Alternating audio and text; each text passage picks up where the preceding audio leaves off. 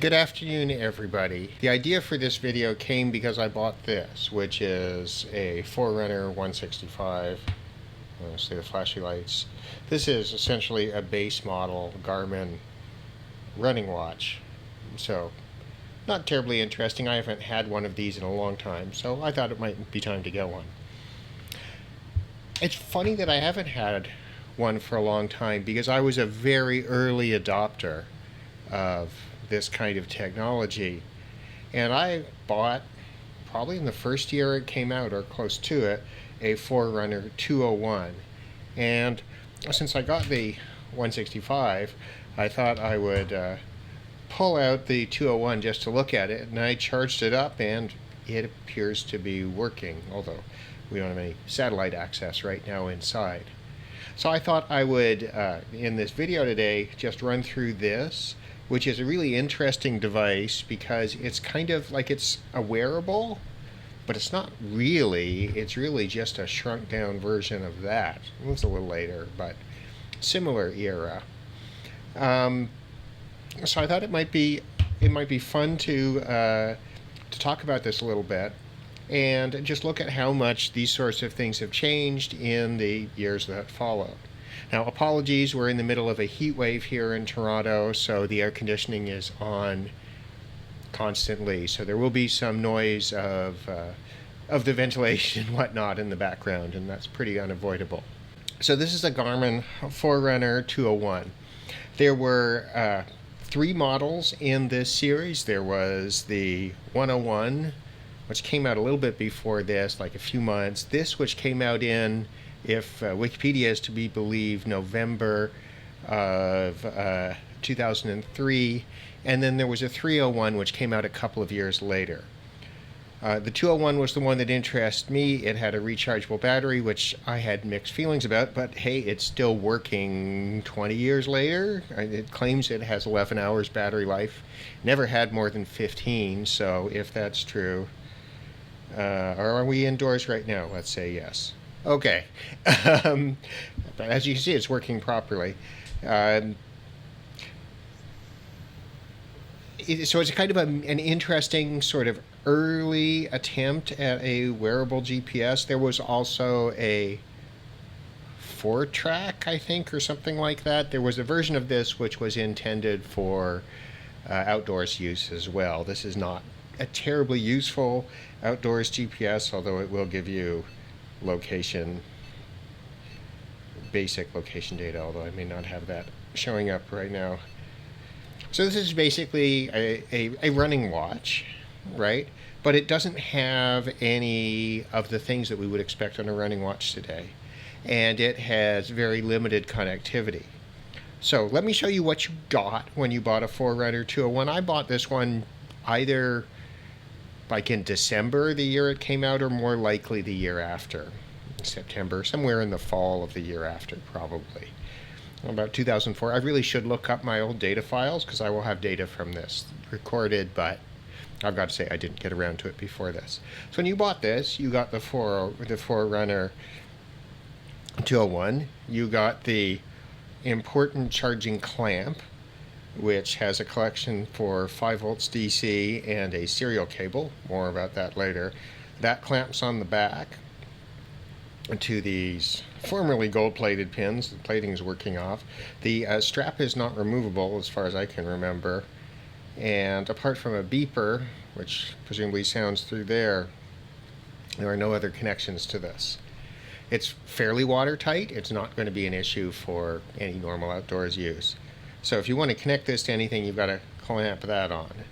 All right, so what can you clamp on with that? Well, you have a serial cable. So there's your 9-pin serial cable terminating in a 3-pin, what is that, 2.5 or something, micro cable, which plugs into here. And you can then connect that to your PC. The software is long depreciated, and this uses a little bit of a weird version of Garmin's algorithm. So my memory is that it's in terms of the open source software, it's a little bit hit and miss, but I'm sure something out there will still work with it. I can't be bothered to find my serial adapter and deal with the driver issues to get it running on my current Mac or to drag out a PC. But yeah, so you got that, and that allowed you to download data from it and upload data points and tracks. I think it could do some tracks, and that's it. You can't upload maps to it. You can't do anything. There's no heart rate monitor. Although the 301, I believe, could interact with a heart rate strap. So, but no on-wrist heart rate monitor in 2003. It was a few years. That was quite a few years away. And then you also got a 5-volt power supply, which is a chunky, linear, regulated 5-volt power supply, which is, you know, that's a useful thing if you like radio stuff. But anyway, so that's what you got. This has to work, and this clamp has to work. I had to resolder this inside at some point one year to get it going.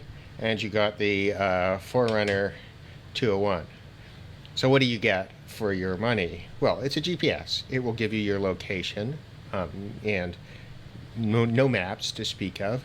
So in that sense, it's similar to early GPSs. This eTrex, which is, I don't know, from maybe 2006, 2008, that sort of range.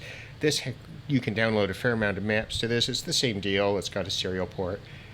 But this takes AA batteries, which means that it works better over the years. And this and this can do a lot more than that can. But the basic idea is the same. It will show you your location. It can record tracks and loops, and it can run a variety of applications that will do things with that data. And Garmin had a few built into this pretty base model of the eTrex series. Later on, this got a clear version, which was very popular for a while. You saw it all over the place. Okay, so what does the 401 do? Well, we can go through the various modes. So this is your usual mode, which is time of day. You know, it tells you your average pace if you're going, and it tells you the calories based on knowing your body weight. It shows you a map of where you are, and it will show data points that you might have on that.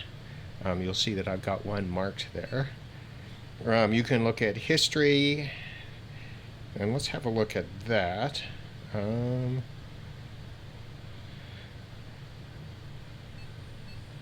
Enter.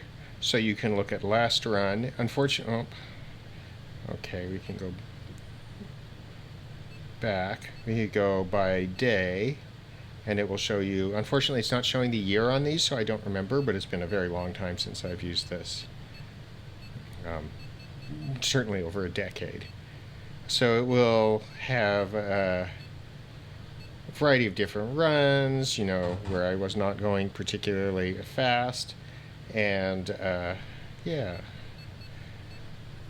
And you can view these runs on map. Let's see. Right, and so this is the kind of map you get. You can zoom in if I remember. Right, so, and it does mid-lapse, very much like current Garmin stuff. You can set it to, like, start a new lap on every kilometer, every mile, right? So, same thing.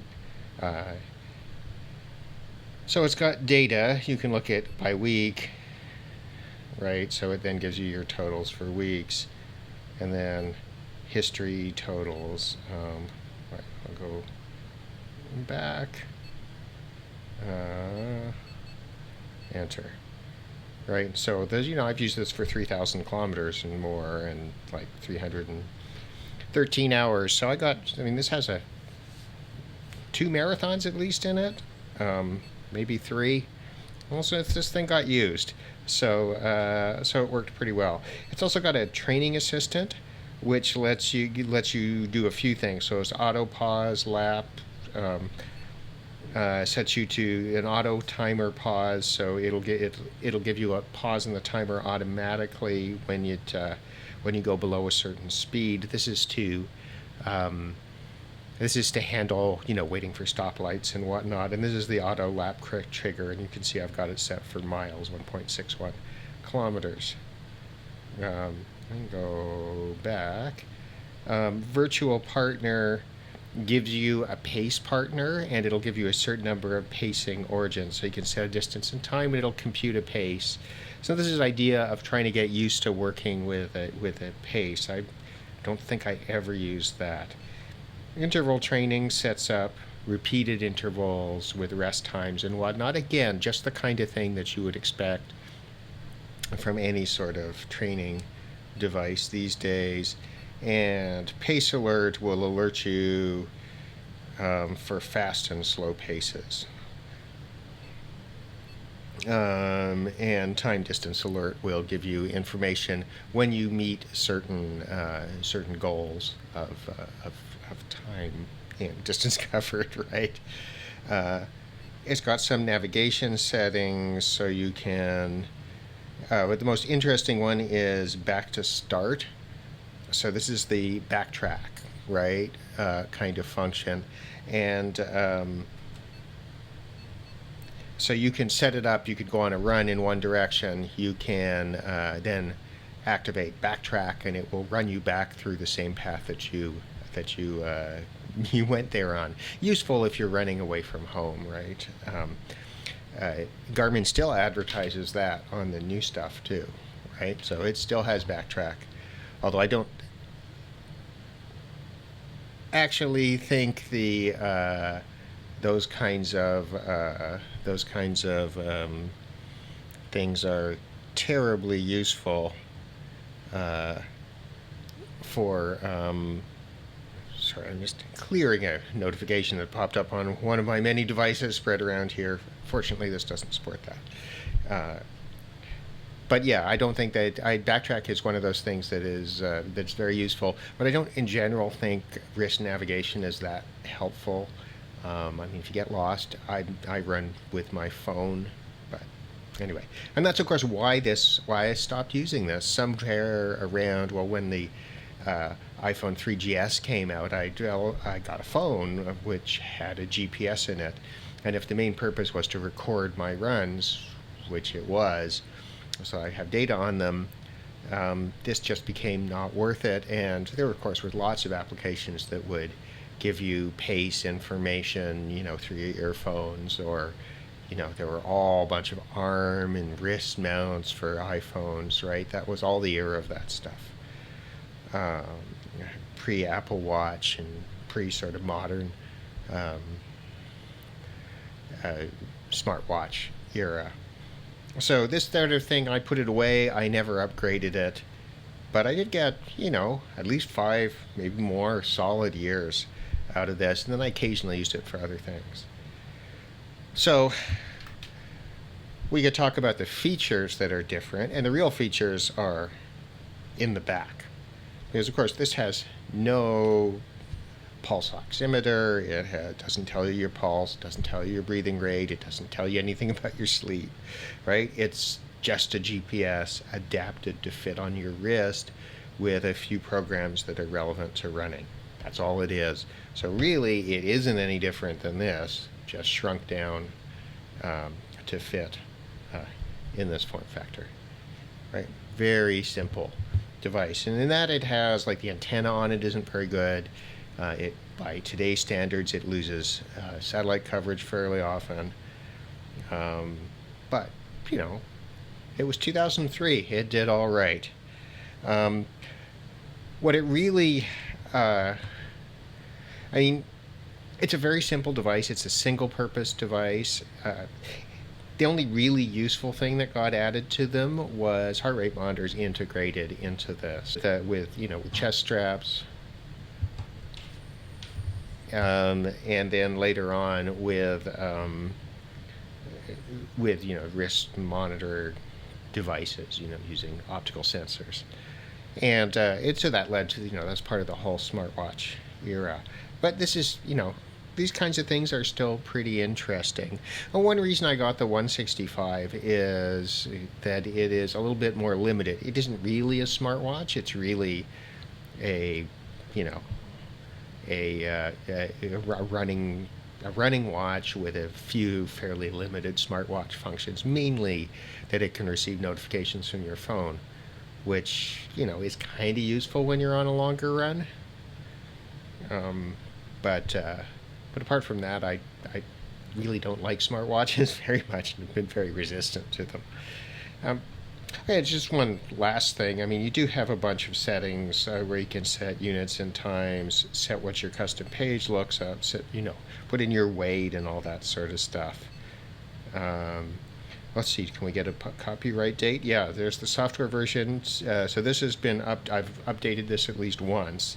I do remember doing a software update on this, so I must have done it in 2004. The version is 3.7, copyright 2003, 2004. Garmin or its subsidiaries. So what happened later on? Well, gradually Garmin got away from building just a truncated version of their standard GPS stuck on your wrist, and started to wrap this around the wrist. And those are the later units. They picked up chest straps with interconnections for your heart rate. I did in this era run with a separate heart rate monitor sometimes, so one watch on each wrist. Yeah, that's always cool, but sometimes you do what you got to do. And that then gave you more data. I believe the 301 was actually USB as opposed to serial interface, which made interfacing to computer a lot simpler and more reliable and less fiddly than dealing with 9 pins and trying to make sure your serial interface was correctly configured. But this was an entirely workable device, and I thought it was pretty great. Now these newer ones owe an awful lot to the Google Watch and the Apple Watch, really, where we've started to pack a whole set of sensors into a relatively small device, and the one that's really sort of space demanding is the GPS. And I mean, this thing is only 43 millimeters across, right? It's one of the relatively small ones, and that's pretty amazing given the patch antenna in here is all this section and is entirely inadequate.